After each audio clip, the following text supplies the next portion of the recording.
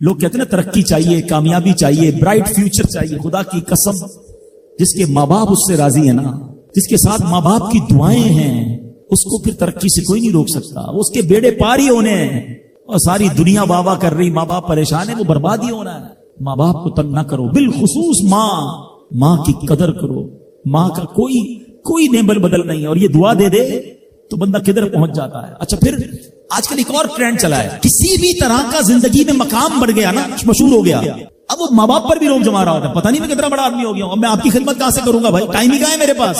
ان کو کبھی یہ روب مت جمانا. ارے آج اگر کچھ بن بھی گئے ہو نا، یہ انہی کی دعائیں تھیں، اور ان کو کہہ رہے ہو بڑا آدمی ہو گیا. حضرت موسیٰ کلیم اللہ علی نبینا علیہ الصلوۃ والسلام، کتنا بڑا مرتبہ ہے. اور آپ نے ایک بار اللہ کریم کی بارگاہ میں عرض کیا، مولا مجھے جنت میں اپنا پڑوسی دیکھنا ہے. ارشاد کیا ہوا کہ اے موسیٰ، جنت میں تیرا جو پڑوسی ہے وہ ایک فلاں علاقے کا کسائی ہے. آپ حیران ہو گئے، آپ نے کہا مولا مجھے ملنا ہے.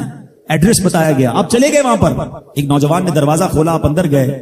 گھر میں گئے تو دو بوڑھے ماں باپ، بوڑھی شخصیات تھی. انہوں نے حضرت موسیٰ کو دیکھا، آپ کی رسالت کی گواہی دی اور دونوں دنیا سے چلے گئے. وہ نوجوان کسی کام سے گیا، جب واپس آیا اپنے دونوں والدین کو دیکھا کہ دونوں کا انتقال ہو گیا ہے. تو کہا ہو نہ ہو آپ حضرت موسیٰ علیہ السلام. حضرت موسیٰ نے کہا میں نے تو نہیں بتایا کہ میں کون ہوں، تمہیں کیسے پتا چلا؟ کہ میرے ماں باپ روزانہ دعا کرتے تھے کہ یا اللہ اس وقت تک موت نہ دینا جب تک حضرت موسیٰ کا دیدار نہ کر لیں. آپ ہمارے گھر آئے ہیں، آپ کو انہوں نے دیکھا ہے، یہ چلے گئے دنیا سے، آپ ہی حضرت موسیٰ. حضرت موسیٰ نے فرمایا بتاؤ کچھ اور بھی دعا کرتے تھے؟ کہاں میں اپنے بوڑھے ماں باپ کیونکہ چبا نہیں سکتے تھے، روز ان کو دیوالے چبا چبا کر کھلاتا تھا. اور جب بھی کھانا کھلاتا تھا نا، میری ماں دعا کرتی تھی یا اللہ میرے بیٹے کو جنت میں موسیٰ کا پڑوسی بنا دینا. حضرت موسیٰ کہتے بیٹا تیری ماں کی دعا قبول ہو گئی ہے، تو ہی جنت میں میرا پڑوسی ہے.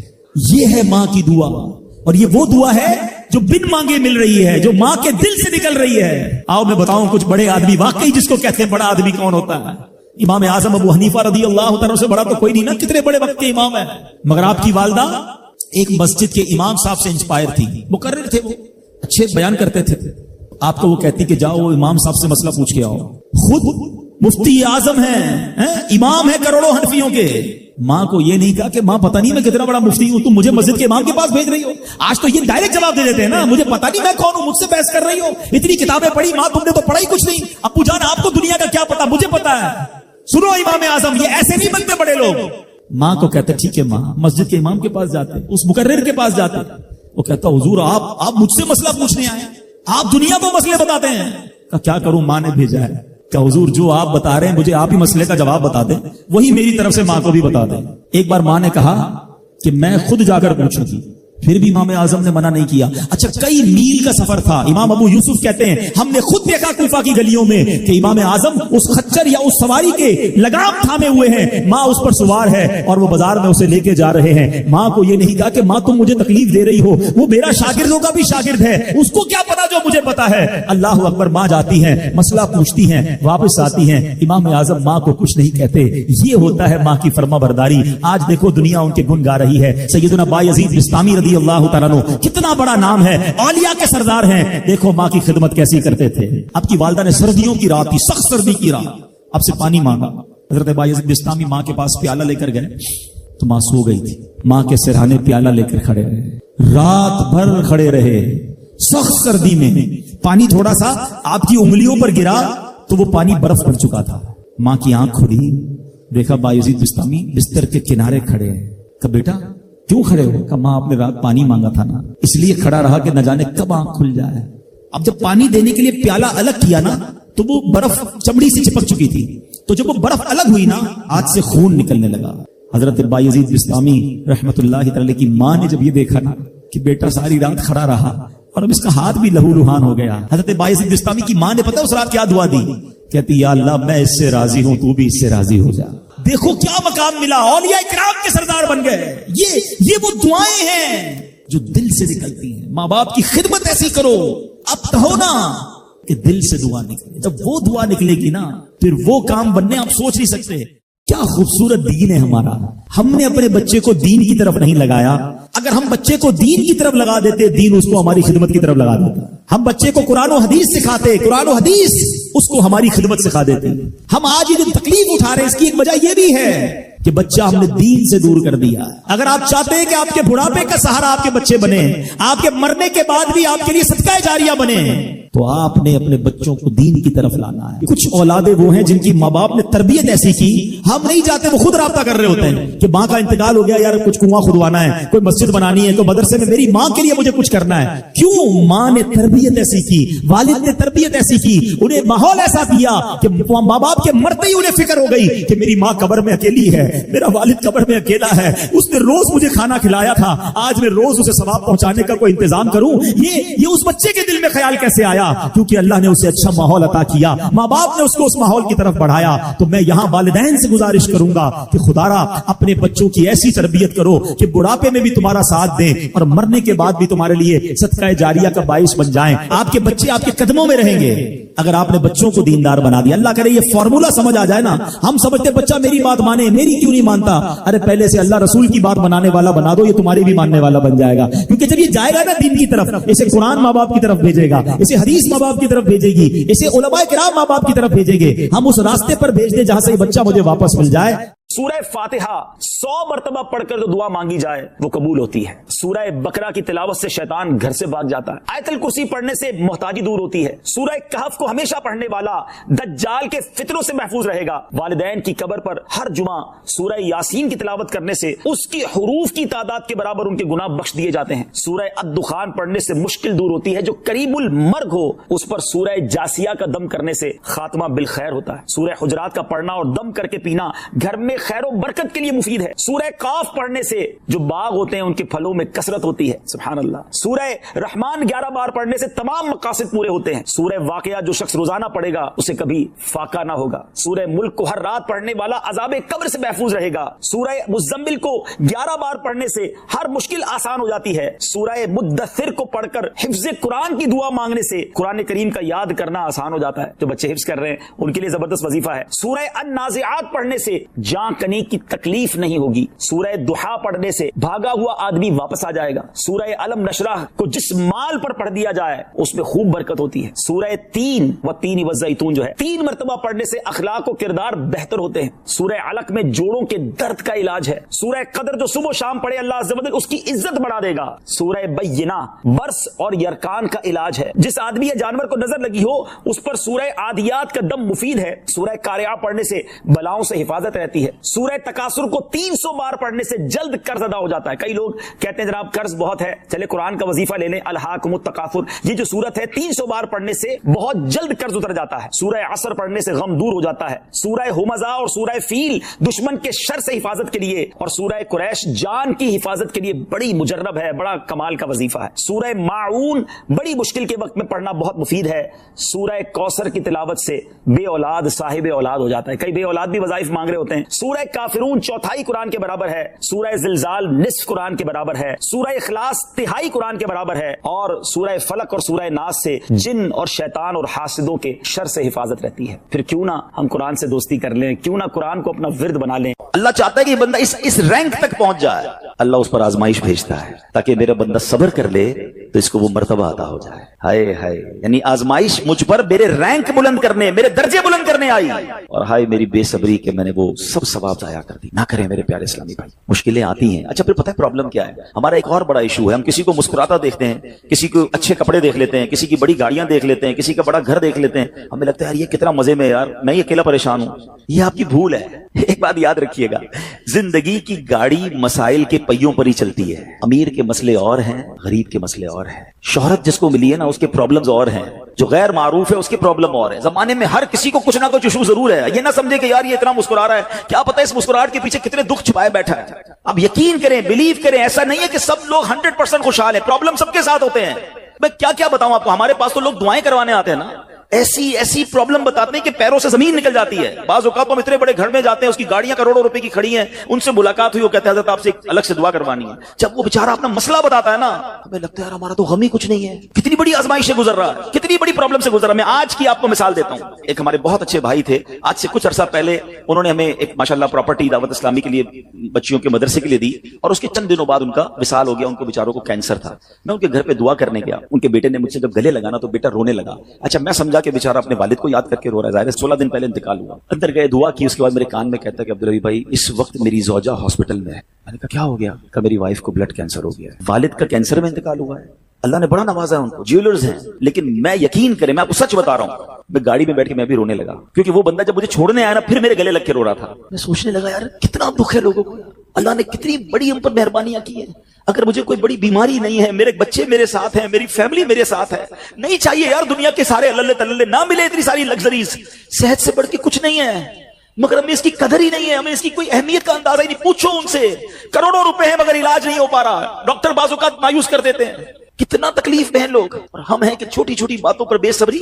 सब्र तो करें, अल्लाह की रिजा पर राजी तो रहे। मैंने आपको खानदाने नबूवत का वाकया सुनाया, अरे खाने को कुछ नहीं है। काश ये बात हमें समझ आ जाए और हम हर हाल में अल्लाह का शुक्र अदा करने वाले बन जाए। और एक और मैं आपको बात बताऊं, हम जो दुनिया वालों को बताते हैं ना, होता कुछ नहीं है इससे। मत बताया करो दुनिया वालों को, सही बताता हूं, मत बताया करो, अपने गम मत बताया करो, सवाब भी चला जाता है। और बाज औकात ये दुनिया वाले ना हमारा मजाक भी उड़ाते हैं। हम जब किसी को अपना प्रॉब्लम बताते हैं ना, हमारे सामने तो बड़े अच्छे बनते हैं कि अच्छा अच्छा ठीक है मैं करता हूं कुछ, बाद में जाके दुनिया में बातें करते हैं, आया था मेरे पास है, इसका ये मसला है, हाँ हाँ बातें बड़ी करता है, बड़ी प्रॉब्लम में है। क्यों बताऊं मैं दुनिया वालों को? नात का शेर है ना, किसी का एहसान क्यों उठाएं, किसी को हालात क्यों बताएं, क्यों बताऊं मैं दुनिया वालों को मुझे क्या गम है ना। मेरे आका सलामत रहे हैं, अल्लाह के हबीब अलैहिस्सलातु वस्सलाम हैं, और रब अज़्ज़ा वजल की बारगाह है, मैं उधर अर्ज करूं ना। किसी का एहसान क्यों उठाएं, किसी को हालात क्यों बताएं, आका तुम ही से मांगेंगे तुम ही दोगे, तुम्हारे दर से ही लौ लगी है। हाँ, अल्लाह रसूल की बारगाह में अर्ज किया, उधर आंसू बहाओ, ना बताओ दुनिया वालों को। एक और कमाल का शेर है कि दुनिया वाले तो दर्द देते, दुनिया वाले तो दर्द देते हैं, जख्मी दिल की दवा मदीना है। तो जब दुनिया वालों ने कोई हमारा भला करना भी नहीं ना, उनके हाथ में है, शिफा देने वाली जात मेरे रब की, बरकत देने वाली जात मेरे रब की, तो अल्लाह से ही बातें करो ना। तो आज से ये जहन बना ले मेरे प्यारे इस्लामी भाई, मुश्किल आनी है तो सब्र के साथ वो वक्त गुजारना है, अल्लाह की रिजा पर राजी रहना है। वो बड़ा करीम है, वो अपने गैब के खजानों से आपको अता फरमाएगा। तवज्जो बयान की तरफ रखिएगा। और अब आते हैं इस पूरे वाकये से एक और खूबसूरत बात जो हमें सीखने को मिली, और वो बात क्या है कि नबी पाक के खानदान की सखावत कैसी थी। मौला अली शेर खुदा के पास सिर्फ 6 दिरहम थे, आपने वो सब के सब दे दिए। मगर आज हाल ये है कि लोग अपनी ज़कात अदा नहीं करते। आज ज़कात लोगों को भारी पड़ने लग गई है। जब कैलकुलेट करते हैं कि जनाब करोड़ों रुपए ज़कात, तो उसके बाद उनको भारी लगती है। ना करें ऐसा, ये ज़कात माल का मैल है, और अगर ये माल का मैल आपके माल से जुदा ना हुआ तो ये आपके माल को भी मैला कर देगा। एक बात याद रखिएगा, सरकार दो आलम सल्लल्लाहु अलैहि वसल्लम का ये फरमान है, अपनी ज़कात अदा करके अपने माल को मजबूत कलओं में कैद कर लो। अगर मैं और आप चाहते हैं ना कि मेरी आपकी प्रॉपर्टी सिक्योर रहे, हमारे मालो असबाब सिक्योर रहे, तो हदीस पाक में तो फार्मूला मौजूद है कि अपने माल को ज़कात देकर मजबूत कलओं में कैद कर लो। लेकिन यहां ज़कात देने के लिए तैयार नहीं, लोग लमसम निकाल देते हैं, कैलकुलेट नहीं करते। याद रखिए, ये माल ही अजाब बन जाएगा अगर आप ज़कात पूरी अदा नहीं करते। अगर हमारे पाकिस्तान में सारे सरमायादार कुछ ना करें, अपनी ज़कात पूरी अदा कर दें, सारे जमींदार अपनी ज़कात पूरी अदा कर दें, आप अपनी आंखों से देखेंगे कि गुर्बत कितनी जल्दी खत्म होती चली जा रही है। मैंने एक बार कैलकुलेशन की, जरा सुनिएगा। पाकिस्तान ज़राई मुल्क है, ठीक है, और उसकी ज़राअत की जो कैलकुलेशन है वो इंटरनेट पर मौजूद है, यू कैन सर्च योरसेल्फ। आप चेक कर लें कि 2023 में पाकिस्तान की टॉप 20 क्रॉप्स कौन कौन सी हुई हैं, आप इंटरनेट पर खुद ढूंढ लें, आपके सामने उस क्रॉप की कैलकुलेशन भी आ जाएगी कि इतने मिलियन टन, इतने जनाब करोड़ केजी जो है वो गंदुम हुआ, तो कॉटन हुआ, तो फ्रूट्स हुए, तो शुगर हुई। पाकिस्तान को अल्लाह ने बड़ा नवाजा है। शरीयत का हुक्म क्या है, जिस अल्लाह रसूल की हम बात कर रहे हैं, जिस इस्लाम को हमने कबूल किया है, शरीयत का हुक्म यह है कि अगर आपकी फसल उगती है तो उस फसल में अगर बारिश का पानी है और आप अपना पानी परचेज नहीं कर रहे और सिर्फ बारिश से आपकी फसल उग रही है, तो जितनी फसल उगी 10% उशर, क्या कहते हैं, 10वें हिस्से को, वो आपने निकाल देना है अल्लाह की राह में। वो गरीबों का हक है, वो ज़कात है जमीन की। और अगर आप पानी ट्यूबवेल वगैरह से लेते हैं, पैसों से खरीदते हैं, तो 5%। आप बिलीव करें, मैं बैठा कैलकुलेटर लेकर कि पाकिस्तान की टॉप 10 क्रॉप्स कितनी होती हैं, उसकी मालियत कितनी है, उसकी वैल्यू कितनी है, वो मैंने बनाई और उसका 5% लगाया जो देना ही देना है। आप यकीन करें वो भी खरबों रुपए में बन गया। ये खरबों रुपए कहां है? अगर हम ज़कात देते तो कितने गरीबों का भला हो जाता, कितने घर खुशहाल हो जाते। अच्छा, ये तो सिर्फ जमीन की ज़कात है, प्रॉपर्टीज की ज़कात, अरबों खरबों रुपए के लोग मालिक हैं, मगर जब कैलकुलेटर चलाते हैं ना, ओए होए होए ज़कात जनाब 10 करोड़ रुपए बन जाएगी, तो फिर भारी लगती है। अल्लाह के बंदे, अल्लाह ने 4 अरब दिए हैं तो 10 करोड़ ज़कात है ना, तो टेंशन काहे की है, शुक्र अदा करो। अल्लाह ने देने वाला बनाया, मांगने वाला नहीं बनाया। मगर आज ज़कात भारी पड़ गई है। आपको पता है कारून क्यों धसाया गया था? कारून ये हजरत मूसा का कजन था, ये तौरात का आलिम था और बड़ा बड़ा आलिम दीन था। मगर जब हजरत मूसा ने उसको ज़कात का हुक्म दिया ना, उसके पास कितने पैसे थे कि कुरान कहता है उसकी खजानों की चाबियां एक जमात लेकर चलती थी। खजाने नहीं, सिर्फ कीज ऑफ द ट्रेजर, इतना खजाना था। मगर क्या हुआ ये कि जब हजरत मूसा ने उसको कहा, उस जमाने पता है ज़कात कितनी थी? अभी तो 100 पे 2.5 है ना, 1000 पे 1। आपने फरमाया हर 1000 पर 1 तुमने ज़कात देनी है। उसने कैलकुलेट किया तो बहुत बनते थे। हजरत मूसा के खिलाफ हो गया, ज़कात का इनकार किया, अपने खजानों के साथ जमीन में धसा दिया गया। प्लीज खुदा के वास्ते इस आवाज को सब मिलकर आगे बढ़ाएं। मैं तो ये समझता हूं जिस तरह हम नमाज की बात करते हैं कि नमाज पढ़ो, ज़कात दें, बेशक किसी को भी दें, जो हकदार है उसको दें, मगर ज़कात पूरी दें। पाकिस्तान खुशहाल हो जाएगा, गरीबों का भला हो जाएगा। लेकिन ज़कात जिसकी हजारों लाखों में शायद वो निकाल देता है, मगर जब ज़कात करोड़ों में हो रही है तो लोगों के दिलों पर बोझ बनती जा रही है। इसको बोझ ना बनने देना। मैं एक दुआ करता हूं आज, अगर आपको लगे तो आप भी आमीन कह देना। अपने लिए तो मैं कई बार ये दुआ करता हूं कि या अल्लाह मुझे वो माल ना देना जिसकी ज़कात मुझ पर भारी हो जाए। अहो आमीन। या अल्लाह वो माल देना कि मैं खुश दिली से तेरी राह में ज़कात दूं। अच्छा, ये भी बड़ा इशू है, पैसे निकलते हैं तो भारी बड़े पड़ते हैं। अल्लाह फरमाता है तुम उस वक्त तक भलाई को नहीं पहुंच सकते जब तक अपनी प्यारी चीज राह खुदा में खर्च ना करो। आप बेहतरीन खर्च करो ना, अल्लाह आपको उससे ज्यादा अता फरमाएगा। अच्छा, जब भी कैलकुलेटर, देखिए कुछ चीजें कैलकुलेटर से कैलकुलेट होती हैं, मगर अल्लाह की राह में जो खर्च करने वाला मामला है ना, वो रहमत के कैलकुलेटर से कैलकुलेट होता है। वो मेरे और आपके कैलकुलेटर से कैलकुलेट नहीं होगा। आप हिसाब करेंगे कि यार मौलाना साहब कह रहे हैं अल्लाह की राह में खर्च करने से माल कम नहीं होता, करोड़ रुपए हैं, 2.5 लाख ज़कात दूंगा तो 97.5 बच गए, तो कम हो गए। आप इसको कहीं नोट कर लीजिए, अगले साल आप करोड़ रुपए की ज़कात नहीं दे रहे होंगे, आप उससे ज्यादा की ज़कात दे रहे होंगे। ये कैसे? जो भी ज़कात देता है आप उसको पूछ लीजिए, हर साल उसकी ज़कात बढ़ती है। क्यों बढ़ती है भाई? ज़कात तो कम हो, पैसे कम होने चाहिए थे। नहीं जनाब, ये मेरे नबी अलैहिस्सलाम का वादा है। वैसे तो मेरे आका जो फरमाए हक है, मगर इस हदीस में अल्लाह के रसूल अलैहिस्सलाम ने कसम उठाई। आप फरमाते हैं मैं कसम खाकर कहता हूं अल्लाह की राह में खर्च करने से माल कम नहीं होता।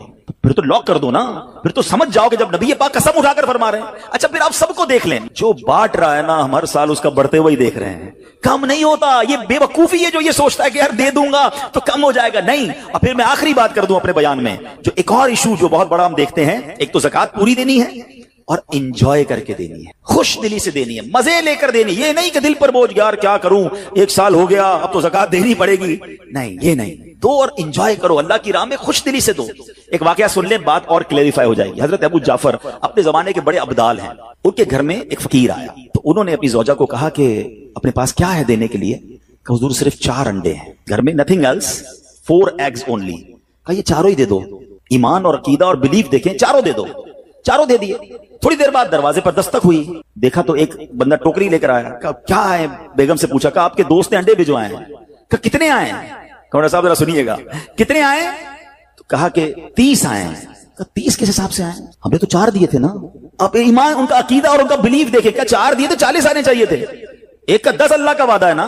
तो कहा हुजूर आए तो 40 हैं, मगर 10 अंडे टूटे हुए हैं। तो आपने अपनी ज़ौजा से पूछा कि सच बताओ, जो तुमने 4 दिए थे उसकी कंडीशन क्या थी? कहा हुजूर बात ये, जब मैंने 4 दिए थे ना उसमें भी 3 साबित थे, एक टूटा हुआ ही था।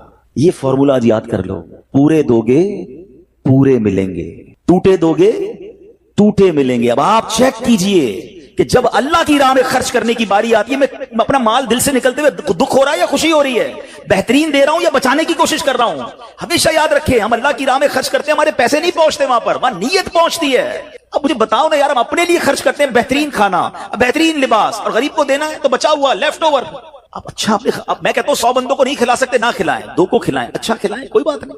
आप किसी के दिल में खुशी तो दाखिल करें, अपने घर वालों के लिए लिबास खरीद रहे हैं, 2 गरीब बच्चों के लिए वैसा ही लिबास खरीद रहे हैं, फिर देखें आपको कैसी बरकतें मिलती हैं। तो हमें इस बार ये एक अंदाज इख्तियार करना है कि हमने अल्लाह की राह में बेहतरीन खर्च करना है। इसको हम एक गलती क्या करते हैं, फितरे की, जो फितरे की जो बात है उसमें मैं आपको एक बात बताता हूं।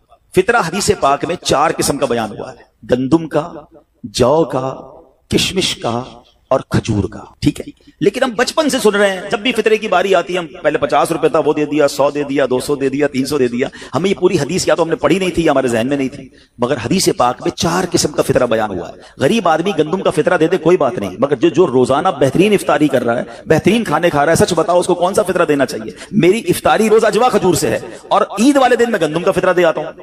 ہمیشہ یاد رکھے اچھا خرچ کرے نا.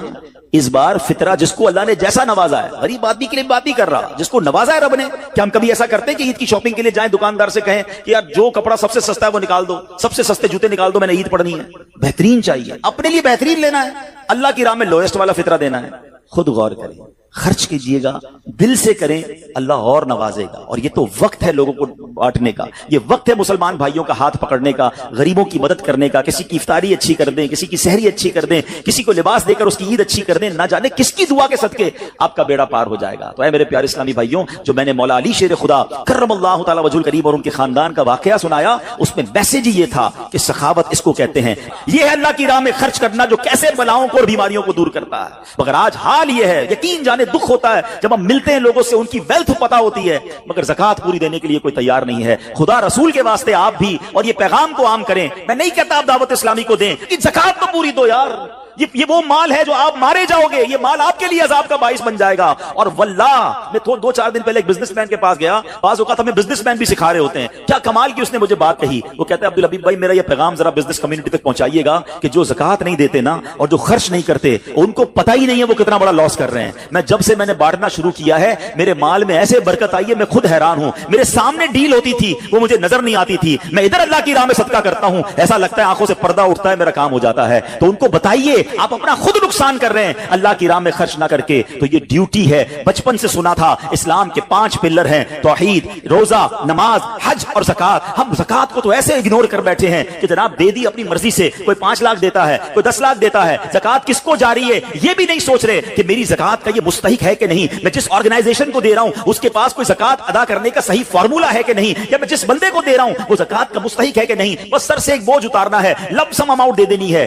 یہ نہیں چلے گا. خدا را یاد رکھیے, زکات پوری کیلکولیٹ کرنا بھی آپ کی ذمہ داری ہے اور صحیح مستحق تک پہنچانا بھی آپ کی ذمہ داری ہے. اور آپ بلیو کریں, جس دن آپ نے یہ کام کر لیا آپ ملٹیپلیکیشن دیکھیں گے, آپ اپنے غم اور اپنی پریشانیاں دور ہوتے ہوئے دیکھیں گے. میں رب کریم سے دعا کرتا ہوں اللہ ہمیں دل کھول کر اپنی راہ میں خرچ کرنے کی توفیق عطا فرمائے. اور پھر سب سے پہلا حق آپ کی زکات کا وہ حق ہے آپ کے اپنے غریب رشتہ داروں کا. اپنے غریب رشتہ داروں کو آپ دیجئے زکات, کیونکہ جو اپنے رشتہ داروں کو زکات دیتا ہے, صدقہ کرتا ہے, اس کو ڈبل ثواب ملتا ہے. ایک صدقہ دینے کا, ایک صلہ رحمی کرنے کا. اور پھر آپ کے غریب رشتہ داروں سے بات زکات بچ جائے تو پھر میری گزارش ہے کہ دعوت اسلام کتنے بڑے پیمانے پر دنیا میں کام کر رہی ہے, تو اپنی زکات کا اپنا حصہ جو ہے اس میں ضرور عطا فرمائیں. اللہ کریم ہم سب کا جمع ہونا اپنی بارگاہ میں قبول فرمائے. آمین بجاہ النبی الامین صلی اللہ تعالی علیہ وسلم.